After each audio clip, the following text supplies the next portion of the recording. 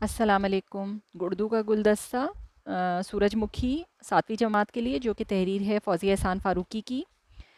اس کے پہلے سبق کی ورگردانی کریں گے، مشکل الفاظ کے معنی ساتھ ساتھ دیکھیں گے، تشریح کریں گے، اور جو ہے پھر ساتھ میں ہم باقی اس میں جو مشق ہے اس کو بعد میں جا کے اس کو بھی ہم سمجھنے کی کوشش کریں گے۔ حمد کے لغوی معنی اللہ تعالیٰ کی تعریف اور ثنا بیان کرنا ہے، اس کی یکتائی اور اس کی وحدانیت بیان کرنا ہے۔ اور یہ میرا خیال ہے پہلی کلاس سے اب بچے کو جو ہے وہ پڑھا دیا جاتا ہے اور اس کے مطلب سمجھا دیے جاتے ہیں، لیکن کیونکہ اس سبق کا عنوان حمد ہے تو جو ہے وہ مناسب ہے کہ میں اس کے لغوی معنی آپ کو سمجھا کے آگے چلوں۔ تو اب شروع کرتے ہیں۔ خدا کا نام روشن ہے، خدا کا نام پیارا ہے، دلوں کو اس سے قوت ہے، زبانوں کو سہارا ہے۔ خدا ہی ہے زمین و آسمان کا خالق و مالک، اسی کی قدرت و صنعت نے عالم کو سنوارا ہے۔ اللہ تعالیٰ کا نام روشن ہے، اللہ تعالیٰ کا نام لینے میں اتنا میٹھا ہے، اتنا پیارا ہے۔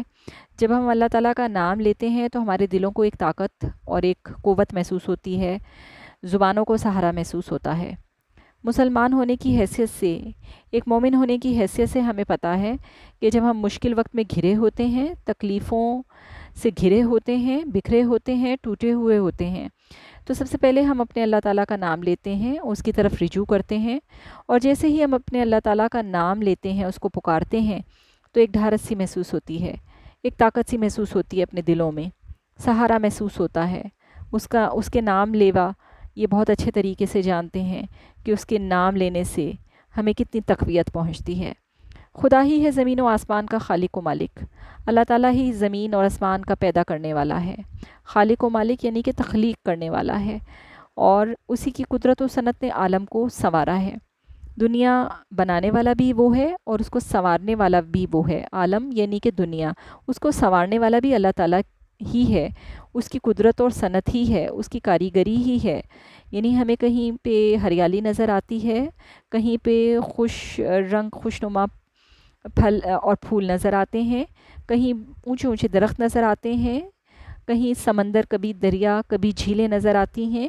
یہ سب چیزیں اللہ تعالیٰ کی قدرت اور صنعت کی اور اس کی کاریگری کی بڑائی بیان کرتے ہوئے ہمیں نظر آتی ہیں۔ تماشا اس کی قدرت کا ہے بر و بحر میں ہر دم، ادھر موجیں ہوا کی ہیں، ادھر پانی کا دھارا ہے۔ تماشا اس کی قدرت کا یعنی کہ نمونہ پیش کر رہی ہے اللہ تعالیٰ کی بنائی ہوئی ہر چیز، اللہ تعالیٰ کی تخلیق کی ہوئی ہر چیز اللہ تعالیٰ کی قدرت کا نمونہ پیش کر رہی ہے، تماشا پیش کر رہی ہے، چاہے وہ بر میں یعنی خشکی میں ہو یا سمندر میں یا پانی میں ہو۔ بحر کہتے ہیں سمندر کو، تر کو۔ ادھر موجیں ہوا کی ہیں، ادھر پانی کا دھارا ہے۔ تو چاہے ہوا کی تیز موجیں ہوں یا پانی کے تیز دھارے، اللہ تعالیٰ کی تخلیق، اللہ تعالیٰ کی قدرت کو بیان کرتے ہوئے محسوس ہوتے ہیں۔ اسی کے حکم سے ہے رات دن کی یہ کمی بیشی، اسی کے حکم کا تابع فلک پر ہر ستارہ ہے۔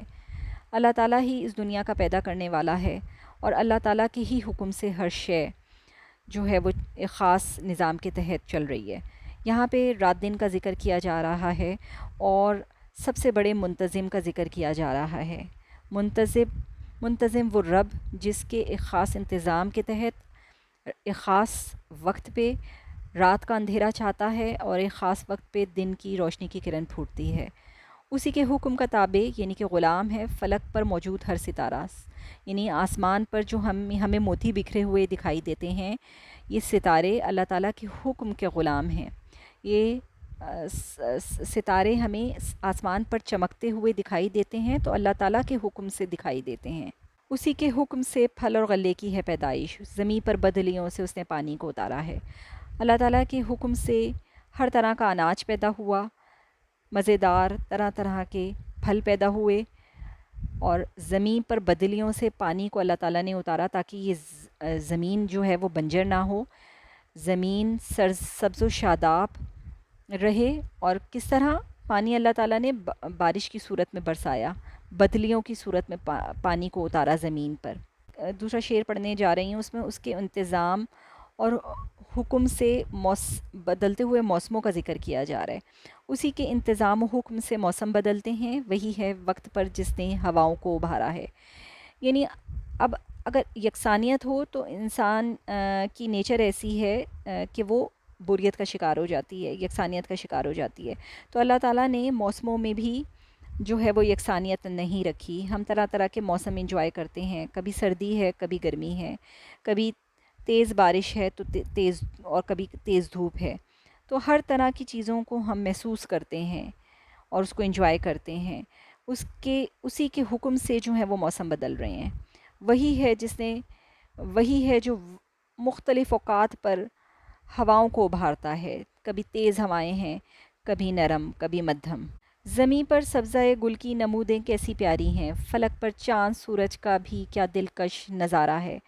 زمین پر پھیلے ہوئے سبزے، ہریالی کی بات کی جا رہی ہے، وہ کتنی خوبصورت ہیں، گل کی نمودیں کیسی پیاری ہیں، یعنی جو سبزہ بکھرا ہوا ہے، جو ہر طرف ہریالی بکھری ہوئی ہے، اللہ تعالیٰ کی قدرت سے، اللہ تعالیٰ کی کاریگری سے بکھری ہوئی ہے، اور وہ اتنا خوبصورت نمونہ پیش کرتی ہے، ہماری آنکھوں کو فرحت ملتی ہے جب وہ ہم ہریالی اور اللہ تعالیٰ کی پیدا کردہ خوبصورتی دیکھتے ہیں۔ وہ پھول جو اللہ تعالیٰ نے پیدا کیے، اتنے خوشنما پھول اللہ تعالیٰ نے پیدا کیے جسے دیکھنے سے آنکھوں کو تقویت ملتی ہے۔ فلک پر چاند سورج کا بھی کیا دلکش نظارہ ہے، یعنی کہ آسمان پر جو چاند اور سورج ہیں وہ ہمیں اتنا خوبصورت نظارہ ہمیں پیش کرتے ہیں، اللہ تعالیٰ کی بڑائی بیان کرتے ہیں، اللہ تعالیٰ کی ثنا بیان کرتے ہوئے محسوس ہوتے ہیں۔ کوئی ذرہ نہیں عالم میں اس کے علم سے باہر، جو مرضی اس کی ہے دخل اس میں دے، یہ کس کو یارا ہے۔ کوئی ذرہ یعنی کوئی معمولی سے معمولی چیز بھی اللہ تعالیٰ کے علم سے باہر نہیں ہے۔ کوئی ایسی چیز نہیں ہے جو ہم اللہ تعالیٰ سے پوشیدہ رکھ سکیں، اس سے خفیہ رکھ سکیں، اور ہم یہ کہیں کہ یہ اللہ تعالیٰ کے علم سے باہر ہوگی۔ اللہ تعالیٰ کے علم سے باہر کوئی شے نہیں ہے، کیونکہ وہ اس دنیا کا مالک ہے، اس دنیا میں موجود ہر شے کا مالک ہے، اور ہر ذرے کا مالک ہے۔ جو مرضی اس کی ہے دخل اس میں دے، یہ کس کو یارا ہے۔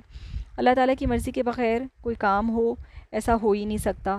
ہم یہ کہیں کہ اللہ تعالیٰ کی مرضی کے بغیر ہم یہ کام کر لیں، اور اللہ تعالیٰ کو اس کا پتہ بھی نہ چلے، تو ایسا ممکن نہیں ہے۔ ہماری مرضی سے کچھ نہیں ہو سکتا۔ اگر ہم اپنی مرضی میں اللہ تعالیٰ کی مرضی کو شامل کریں اور اس کی مرضی کے تحت ہم اس کام کو کرنے کی کوشش کریں، تو تبھی یہ ممکن ہے۔ اللہ تعالیٰ کی مرضی کے بغیر ہم کچھ بھی نہیں کر سکتے۔ اس کی مرضی کا دخل ہر چیز میں ہے، اس کی مرضی کا دخل ہماری مرضی میں ہے۔ وہی دنیا میں ہے اس زندگی و موت کا خالق، ہر ایک کو اپنی مرضی سے جلایا اور مارا ہے۔ اللہ تعالیٰ دنیا کا پیدا کرنے والا ہے، زندگی اور موت اسی کے ہاتھ میں ہے۔ وہ چاہے تو ہم اگلی سانس لیں، وہ چاہے تو ہم اگلی سانس بھی نہ لیں، ہماری زندگی اسی کے ہاتھ میں ہے۔ ہم کس وقت ختم ہو جائیں گے، ہماری موت کب آئے گی، اللہ تعالیٰ کے اختیار میں ہے۔ کوئی اور اس چیز کا خالق و مالک نہیں ہے۔ اللہ تعالیٰ زندگی و موت کا خالق و مالک ہے، ہر ایک کو اپنی مرضی سے جلایا اور مارا ہے، جسے اللہ تعالیٰ چاہے رکھے، جسے اللہ تعالیٰ چاہے مار دے۔ دو روزہ زندگی ہے، جاہو حشمت پر نہ ہو غافل، فریدوں ہے نہ قص رو، سکندر ہے نہ دارا ہے۔ یعنی یہاں پہ بیان یہ کر رہا ہے شاعر کہ کس چیز پہ اکڑ ہے، کس چیز پہ اکڑتا ہے انسان۔ دو روز کی زندگی ہے، جو کرنا ہے اپنی آخرت کے لیے کر لے۔ جاہو حشمت پر نہ ہو غافل، یعنی جو یہاں پہ بادشاہت اور عیش و آرام میسر ہیں، اس میں پڑھ کر غافل نہ ہو کہ آخرت بھی ہے، ہمیں جان بھی دینی ہے، ہمیں اللہ تعالیٰ کو منہ بھی دکھانا ہے۔ تو دو روزہ زندگی ہے، اس کو اللہ تعالیٰ کی بتائے ہوئے اصولوں پر اگر ہم گزار لیں گے تو سرخرو ہو جائیں گے، اور اگلی زندگی میں ہم جو ہے اللہ تعالیٰ کو منہ دکھانے کے قابل ہوں گے۔ یہاں پہ 4 بادشاہوں کے ناموں کا ذکر کیا گیا ہے کہ جی وہ کوئی اپنے وقت کے بہت بڑے کوئی اعلیٰ پائے کے وہ بادشاہ گزرے ہیں، اور وہ کس طرح سے ان کی جاہو حشمت کا ذکر کیا گیا ہے کہ وہ ظاہر بات بادشاہ تھے، ان کی جاہو حشمت تھی، ایک عیاشی تھی۔ تو ان کی عیاشی کب تک تھی؟ جب تک وہ زندہ تھے، جب تک عیاشی کی۔ مرنے کے بعد کیا یہ عیاشی قائم رہ سکتی ہے؟ یہ جاہو حشمت، یہ جلال قائم رہ سکتا ہے؟ نہیں۔ یہ ساری چیزیں فانی ہیں، یہ ختم ہو جانے والی ہیں۔ اللہ تعالیٰ کی ایک ذات ایسی ہے، اللہ تعالیٰ ایک ایسا بادشاہ ہے جس کی بادشاہت اور جس کی جاہ و حشمت تا قیامت قائم رہنے والی ہے، ہمیشہ قیامت کے بعد بھی اس کی جاہ و حشمت قائم رہنے والی ہے، اور کوئی بھی بادشاہ کوئی بھی شخص ایسا نہیں ہے جو یہ کہے کہ ہماری جاہ و حشمت، ہماری بادشاہت ہمیشہ قائم رہنے والی ہے۔ اس لیے 2 روزہ زندگی ہے، اس کو بہت انکساری کے ساتھ گزار لیا جائے تو وہی بہتر ہے۔ یہ جب تک سانس چلتی ہے سمجھتے ہو ہم ہی ہم ہیں، اجل جب سر پہ آ پہنچی تو پھر کیا بس ہمارا ہے۔ کیا خوبصورتی سے شاعر یہ بیان کرتا ہے کہ جب تک ہماری سانسیں چل رہی ہیں نا، ہم اپنے آپ کو فن خوان سمجھ رہے ہیں، ہم سمجھ رہے ہیں کہ ہم بہت بڑی چیز ہیں اور پتہ نہیں ہم کیا کر لیں گے، اور ہم ہی ہم ہیں۔ اپنے آپ کو ہر جگہ ہم سمجھتے ہیں کہ جی بس ہم جیسا تو کوئی ہو ہی نہیں سکتا، اور جب موت سر پر آ پہنچتی ہے تو پھر سب کچھ وہ بھول جاتے ہیں ہم کہاں، ہم کیا کرتے رہے ہیں، ہم کتنے فن خوان تھے، ہم کون سے بڑے بادشاہ تھے دنیا میں، سب بھول جاتے ہیں۔ موت آ گئی بس اللہ تعالیٰ، بس پھر تو اللہ ہی یاد آتا ہے۔ تو اس وقت کے آنے سے پہلے اگر ہم اللہ کو یاد کر لیں اور اس کے حکم کتابیں ہو جائیں تو ہم اپنی دنیا بھی سنوار سکتے ہیں اور اپنی آخرت بھی۔ کرو طاعت خدا کی بس وہی معبود برحق ہے، اسی کی شان یکتائی جہاں میں آشکارا ہے۔ تو آخر کار ہم جو ہے اس چیز کو مان لیں کہ اطاعت تو خدا کی ہی کرنی ہے، وہی ہے جو معبود برحق ہے، جو کہ بادشاہت کے قابل ہے، جو کہ عبادت کے قابل ہے، جو کہ معبود برحق ہے، یعنی وہی برحق ہے کہ ہم اس کی عبادت کریں، اس کے آگے سجدہ ریز ہوں، اسی کے آگے ہم اپنے سر کو جھکائیں، کیونکہ وہی ہے جو اللہ تعالیٰ جو ہمارا پیدا کرنے والا ہے۔ اسی کی شان یکتائی جہاں میں آشکارا ہے، وہی ہے جس کی شان یکتائی یعنی جس کے ایک ہونے کا ثبوت پوری دنیا میں ہمیں نظر آتا ہے، پوری دنیا میں ہمیں ملتا ہے اور نظر آتا ہے، آشکارا ہے، نظر آتا ہے۔ اگر اعمال اچھے ہیں تو پاؤ گے بڑے درجے، سمجھ لو امتحان اس دار فانی میں تمہارا ہے۔ دار فانی یعنی کہ ختم ہو جانے والی دنیا، یہ دنیا ختم ہو جانے والی ہے، یہ ہمیشہ کے لیے رہنے والی نہیں ہے، جیسا کہ ہم سمجھتے ہیں کہ یہ دنیا ہمیشہ رہنے والی ہے۔ جب ہمیں طاقت ہوتی ہے نا، جب ہمیں توانائی ہوتی ہے تو ہم سمجھتے ہیں کہ ہم تو کبھی ختم ہو ہی نہیں سکتے، ہم کبھی فنا ہو ہی نہیں سکتے، ہمیں اتنی طاقت ہوتی ہے کہ ہم جو ہیں وہ فن خوان بنے پھرتے ہیں۔ جبکہ اصل میں اللہ تعالیٰ نے ہمیں اس دنیا میں بھیجا ہے کہ ہم اپنے اچھے اعمال اکٹھے کریں اور آخرت میں اس کا پھل پائیں۔ اگر ہم اچھی طرح سے اس دنیا میں اللہ تعالیٰ کے بنائے ہوئے اصولوں اور اس کے بتائے ہوئے رستوں پر عمل پیرا ہو کے زندگی گزار لیں گے، اپنے اچھے عمل اکٹھے کر لیں گے، تو ہمیں اس کا پھل جو ہے وہ آخرت میں ملے گا۔ یہ امتحان ہے، یہ دنیا میں ہمارا ایک امتحان ہے، ہمیں ایک امتحان کے لیے اس دنیا میں آئے ہیں۔ ہم یہاں پہ اپنا دل لگا لیتے ہیں، اپنی عیاشیوں میں لگ جاتے ہیں اور بھول جاتے ہیں کہ ہمارا مقصد کیا ہے۔ بزرگوں کا ادب، اللہ کا ڈر، شرم آنکھوں میں، انہی اوصاف کی نسبت مذاہب میں اشارہ ہے۔ یعنی یہ تمام وہ اوصاف ہیں جو ایک انسان میں ہونے چاہیے، یعنی ہمیں جو ہمارے بزرگ ہیں ان کا ادب ہم کریں۔ اللہ تعالیٰ کا ڈر تو سب سے پہلے ہونا چاہیے، ہر مسلمان کے دل میں اللہ تعالیٰ کا ڈر نہیں ہوگا تو اس کا کوئی بھی عمل ٹھیک نہیں ہوگا۔ سب سے پہلے جب اللہ کا ڈر ہوگا نا تو باقی کے سارے عمل ٹھیک ہو جائیں گے۔ تو اللہ کا ڈر سب سے بڑی ایک بنیادی چیز ہے، اگر وہ ہوگا تو ہم اپنے بزرگوں کا، اپنے بڑوں کا ادب بھی کریں گے اور ہماری آنکھوں میں شرم بھی ہوگی۔ اگر اللہ تعالیٰ کا ڈر ہی نہیں ہوگا تو سارے بات ہم بے شرم ہو جائیں گے، ہمیں کسی بھی چیز کا ڈر نہیں ہوگا، ہم کہیں گے کہ ٹھیک ہے۔ جب ہمیں اللہ تعالیٰ کا ڈر نہیں ہے تو ہمیں کسی چیز کی شرم بھی نہیں ہے، کیونکہ اللہ تعالیٰ کا ڈر ہی نہیں ہے۔ تو اللہ تعالیٰ کا ڈر ہوگا تو ہم ہر طرح کی برائی سے بچے رہیں گے، ہماری آنکھوں میں شرم بھی ہوگی اور ہم میں دوسروں کا، اپنے بڑوں کا ادب بھی ہوگا، چھوٹوں سے ہم پیار بھی کریں گے۔ اور یہ اوصاف ہیں، خوبیاں ہیں جو جن کی نسبت مذاہب میں اشارہ ہے، یعنی انہی خوبیوں کا ذکر ہمارے مذہب میں بھی ہے، ان کی تاکید، ان خوبیوں کی تاکید ہمارے مذہب میں بھی کی گئی ہے۔